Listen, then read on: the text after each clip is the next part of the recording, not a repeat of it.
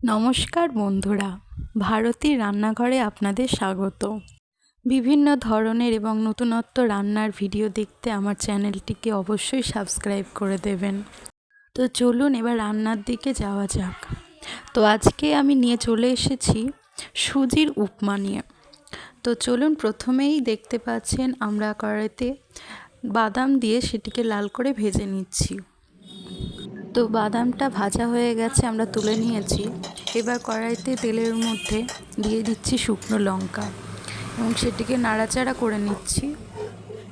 এবার লঙ্কাটা লাল হয়ে ভাজা হয়ে গেলে আমরা তার মধ্যে দিয়ে দিচ্ছি কারি পাতা। তো কারি পাতাটা একটু ভাজা হয়ে গেলে তার মধ্যে আমরা দিয়ে দিচ্ছি আলুর টুকরোগুলো। তো আলুর টুকরোগুলো ভাজার সময়তেই ওর ওপরে পরিমাণ মতো নুন এবং হলুদ ছড়িয়ে দেব।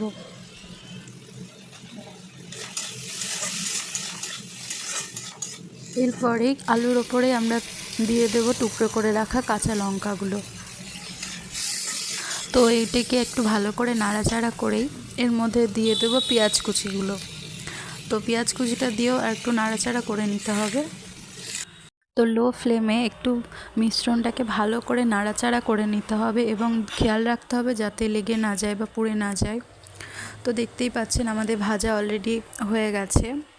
তো এবার এর মধ্যে আমরা সুজিটা দিয়ে দেব। তো সুজিটা দেওয়ার পর কিছুক্ষণ ভালোভাবে নাড়াচাড়া করে নিতে হবে এবং নাড়াচাড়া করার সময় খেয়াল রাখতে হবে যাতে সুজিটা তলে লেগে না যায়। এরপর আমরা একটু স্বাদ মতন চিনি ছড়িয়ে নেব। আপনারা যদি চিনি খেতে পছন্দ করেন তাহলে দেবেন, আর নাহলে নাও দিতে পারেন, এটা আপনাদের ওপরেই নির্ভর করছে। এরপরে আমরা পরিমাণ মতো জল দিয়ে নেব।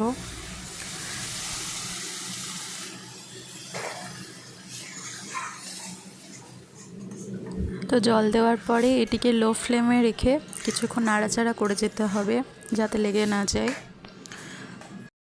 তো জলটা শুকিয়ে যাওয়ার পর এরকম শুকনো শুকনো হয়ে যাবে। সেটিকে ভালো করে নাড়াচাড়া করার পর এবার আমরা উপর থেকে আগে থেকে ভেজে রাখা যেই বাদামগুলো রেখেছিলাম সেগুলো দিয়ে মিক্সড করে নেব ভালোভাবে।